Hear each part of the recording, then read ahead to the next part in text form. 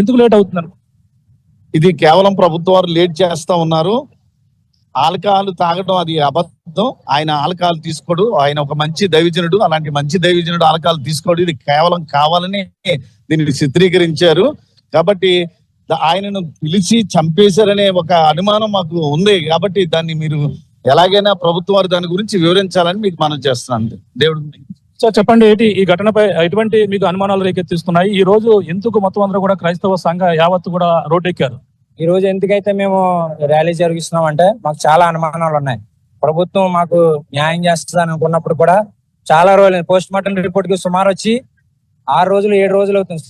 ఇప్పుడు వచ్చి post mortem report బయటికి రిలీజ్ చేయలేదు. కాబట్టి పోస్ట్ మార్టం రిలీజ్ చేయనప్పుడు మాకు డౌట్ వచ్చింది. ఆయన మరణించిన విధానం కూడా చూస్తుంటే చాలా డౌట్లకు వస్తున్నాయి.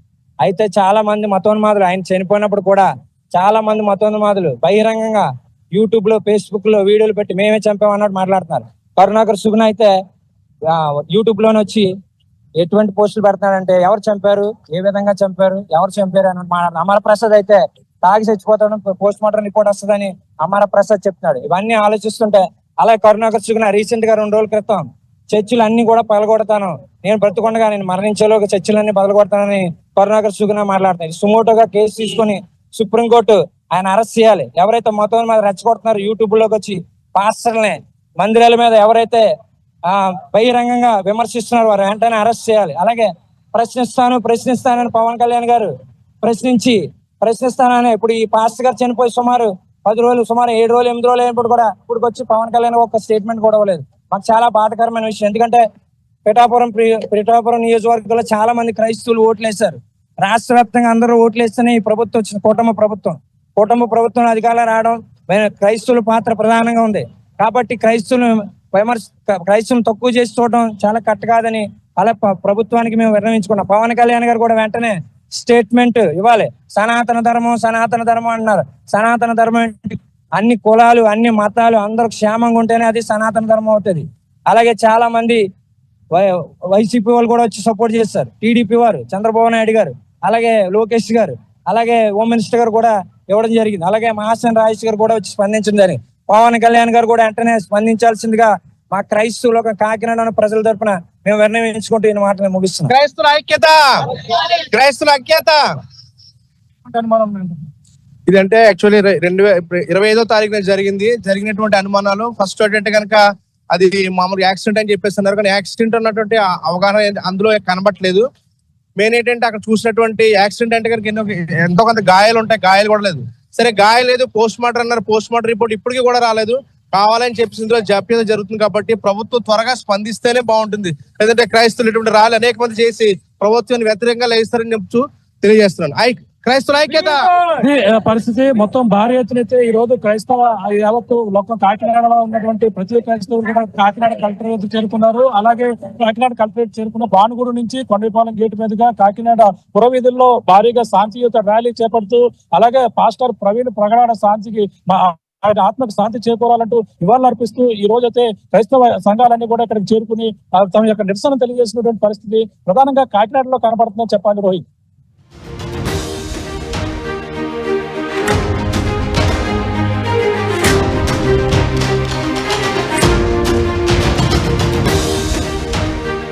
యూపీఎస్సీ ఫలితాల్లో 84కు పైగా ర్యాంకులతో ప్రభంజనం సృష్టించి తెలంగాణ మొదటి గ్రూప్ 1 ఫలితాల్లో 100కి పైగా ర్యాంకులు సాధించి విజయ దుందుభి మోగిస్తున్న ఏకైక అకాడమీ మన విష్ణు ఐఏఎస్ అకాడమీ.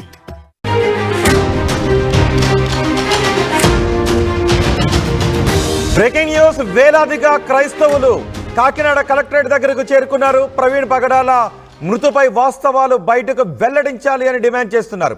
ప్రవీణ్ పగడాలది ప్రమాదం కాదు, ప్రవీణ్ పగడాల మరణం వెనుక కుట్ర ఉంది అని వేలాది మంది క్రైస్తవులు ఆందోళన చేస్తూ కలెక్టరేట్ దగ్గరకు చేరుకున్నారు. కలెక్టరేట్ దగ్గర నుంచి ఆ దృశ్యాలు మీరు చూస్తున్నారు. కలెక్టరేట్ దగ్గర మా ప్రతినిధి ప్రకాష్ ఉన్నారు పూర్తి సమాచారం అందించడానికి. ప్రకాష్, ఇప్పుడు కలెక్టరేట్ దగ్గరకు చేరుకున్నారా? కలెక్టరేట్ దగ్గర పరిస్థితి ఏంటి?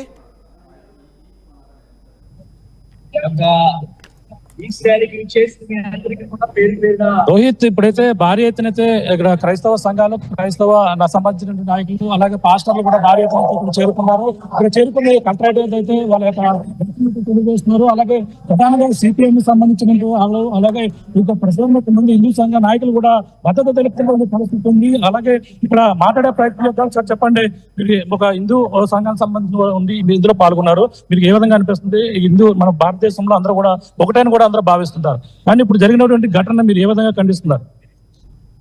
మతోన్మాదం అనేటువంటిది రోజు రోజుకి కూడా వాడవాడలా పెరిగిపోతున్నటువంటి పరిస్థితి ఉంది. ఇటువంటి విషయాల్ని రాష్ట్ర కేంద్ర ప్రభుత్వాలు చాలా సీరియస్ గా తీసుకోవాలి. పగడాల ప్రవీణ్ గారు మరి ఘటన జరిగినటువంటి సందర్భంలో అవి అనుమానాలు, అపోహలు, సందేహాలు కాదు, అప్పుడే ప్రజలకు అందరికీ కూడా తెలిసిపోయినటువంటి పరిస్థితి. కాబట్టి ఏంటంటే ప్రభుత్వాలు జాగ్రత్తగా వ్యవహరించాలి. హిందూ అయినా, ముస్లిం అయినా, క్రైస్తవ అయినా, సిక్ అయినా, ఏ మతమైనా, ఏ కులమైనా సరే కూడా వాళ్ళ మతాన్ని, వారి దేవుడిని ఆరాధన చేసుకునేటువంటి సైక్యత, సమగ్రత, సౌశల్యత ఈ భారతదేశంలో ఉంది. దానికి మోకాలెట్టేటువంటి కార్యక్రమం చేయకూడదు. ఇటువంటి పరిణామాలు చేస్తే ఏ రాజకీయ పార్టీ అయినా, ఏ ప్రభుత్వం అయినా సరే కూడా ప్రజల యొక్క విశ్వాసాన్ని కోల్పోయేటువంటి పరిస్థితి ఏర్పడుతుంది. కాబట్టి మతాల పట్ల వాళ్ళు చాలా ప్రాధాన్యత ఇచ్చి గౌరవించాల్సినటువంటి అవసరం ఎంతైనా ఉంది. పగడాల ప్రవీణ్ గారి విషయంలో జరిగినటువంటి వాస్తవాలు వెలికితీసి కఠినంగా శిక్షించాల్సినటువంటి బాధ్యత ఉంది. ఇటువంటి అన్ని చూస్తుంటే మీకు ఏ విధంగా అనిపిస్తుంది? మీకు అన్ని కూడా అక్కడ బైక్ మీద రావడం అవన్నీ కూడా చూస్తుంటే మీకు ఏమనిపిస్తుంది? ప్రధానంగా ఖచ్చితంగా ఆయన మీద ఎవరో ఉద్దేశపూర్వకంగా ప్రీ ప్లాన్ గా చేసినటువంటి ప్రోగ్రామ్ గా కనబడుతుందండి. వాస్తవం సోషల్ మీడియాలో వైరల్ అవుతున్నాయి. ఆయన బైక్ మీద రావడం, బైక్ యాక్సిడెంట్ అవడం, ఆ యొక్క లైట్ డ్యామేజ్ అవడం, ఒక బ్రాంచీ సబ్జెక్ట్ కనిపిస్తున్నట్టుగా ఇలాంటివన్నీ వైరల్ అవుతున్నాయి. దాన్ని ఎలా చూడాలండి? ఏదైనా ప్రశ్నిస్తేనే వాస్తవాలు తెలుస్తాయి. ప్రశ్నించడం నేరం అన్నట్టుగా మాట్లాడడం కరెక్ట్ కాదు. ఎందుకంటే సుప్రీంకోర్టు కూడా చెప్పింది, ప్రజల యొక్క భావ ప్రకటన స్వేచ్ఛలో ఆ విషయాలన్నీ కూడా రాజ్యాంగబద్ధంగా అన్ని కూడా బయటకు రావాలి. అలా వస్తేనే ఏం జరిగింది అనేటువంటిది బయటకు వస్తుంది. కాబట్టి ఆ విషయాల్లో వాస్తవాలు ఏదైతే ఉన్నాయో న్యాయస్థానం నీకు తెలుసాలి. సిపిఎం తరఫున మీరు ఏ విధంగా పద్ధతి తెలియదు? పగడాల ప్రవీణ్ గారు, మాస్టర్ గారు చనిపోవడం చాలా దురదృష్టకరం. ఆయన మృతి మీద ఒక సమగ్రమైన విచారణ జరపాలని మేము కోరుతున్నాం. ఈరోజు క్రైస్తవులు ఈ విషయంలో ఒంటరి కాదు, అన్ని మతాల వాళ్ళు కూడా ఈ విషయంలో ఏకాభిప్రాయంతో ఉన్నారు. దురదృష్టం ఏంటంటే ఒక మతంలోంచి ఎవరో కొద్ది మంది మాత్రమే ఈ మత విచ్ఛిన్నము, మత విభేదాన్ని సృష్టించే వాళ్ళు కొద్ది మంది మాత్రమే. వాళ్ళు కూడా రాజకీయ ప్రయోజనాల కోసం అని చెప్పి మత ఘర్షణ సృష్టిస్తూ ఉన్నారు. మిగతా భారతీయులందరూ కూడా అన్ని మతాల వాళ్ళు సమైక్యంగా ఉండాలని కోరుతున్నాం. ఈ విషయంలో క్రైస్తవులు ఒంటరి కాదు, మేము అందరం వారితో. సనాతన ధర్మమే పోరాడుతూ ఉంటారు కొంతమంది, దాన్ని ఎలా చూడాలంటారు? సనాతన ధర్మము అని కోరే వాళ్ళు ఇక్కడ ఎవరో కనపట్టలేదు, బయట ప్రకటనలు ఇస్తున్నారు. మీరు ధర్మం కోరేవాళ్ళు, సనాతన ధర్మం కోరే వాళ్ళు ఎక్కడికి వచ్చి పాస్టర్ గారి బుద్ధికి ధర్మబద్ధంగా మీరు కూడా ఒక ప్రకటన చేయాలి కదా. మనోజ్, వాళ్ళు ఎవరో కోరట్లా.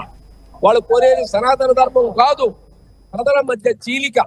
ఆ చీలికకి అందమైన పేరు సనాతన ధర్మం. ఇక్కడైతే క్రైస్తవ సంఘాలన్నీ కూడా పాల్గొన్నారు. అలాగే పాస్టర్లు కూడా ఈ యొక్క సంబంధించినటువంటి పాటలు పాడుతూ ఆయన అయితే నివాళులు అర్పిస్తున్నటువంటి పరిస్థితి ఉంది. ఇక్కడ పాస్టర్ జ్యోతి కుమార్ గారు, సార్ చెప్పండి, ఈ సంఘటన ఎలా చూడాలంటారు? అసలు ఈ రోజు ఈ కాకినాడలో ఏ కార్యక్రమం మీరు తలపెట్టారు?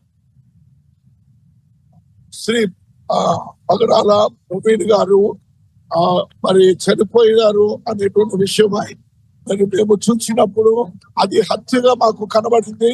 కనుక పోలీస్ డిపార్ట్మెంట్ వారు, ప్రభుత్వ వారు మాకు సమగ్రమైనటువంటి విచారణ చేసి త్వరగా న్యాయం చేయాలని కోరుతున్నాం. అది మా డిమాండ్. మరి ఇలాంటి దాడులు అనేకం జరుగుతూ ఉన్నాయి క్రైస్తవుల మీద.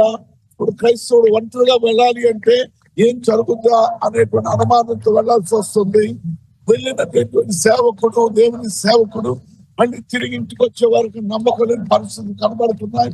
కనుక మరి దయచేసి ప్రభుత్వ వారు క్రైస్తవులకు రక్షణ కల్పించాలని కోరుతున్నాం. మేము ఈ దేశ క్షేమం కొరకు ప్రార్థించేవాళ్ళం, ఈ దేశ సౌభాగ్యం కొరకు పనిచేసేవాళ్ళం. మేము నెమ్మదిగా శాంతిగా ఉండేవాళ్ళం, కానీ ఎవరికి హాని చేసేవాళ్ళం కాదు. దయచేసి మమ్మల్ని అర్థం చేసుకొని మాకు రక్షణ కల్పించండి, మాకు సహకారం అందించండి. మేము సభలు పెట్టుకోవడానికి, స్వార్థ చెప్పుకోవడానికి, దేవుని మాటలు చెప్పుకోవడానికి మాకు స్వేచ్ఛ కల్పించమని ప్రభుత్వం మరి ఆర్టికల్లో ఇచ్చినటువంటి ఆ స్వేచ్ఛ మాకు దయచేయమని కోరుతున్నాం. ఇప్పుడు ప్రధానంగా చూసుకుంటే పోస్ట్ మార్టం రిపోర్ట్ లేట్ అవుతుంది, ఎందుకు ఆలస్యం అవుతుందని భావిస్తున్నారు? ఇది ఒక పెద్ద ప్రశ్న, అది ఒక పెద్ద ప్రశ్నగా ఉంది. మరి దేని వల్ల మొన్న 29వ తారీఖున పోస్ట్ మార్టం రిపోర్ట్ ఇస్తామన్నారు. మరి ఎందువల్ల దాన్ని ఇవ్వకుండా ఆపుతున్నారో మాకు అర్థం. దయచేసి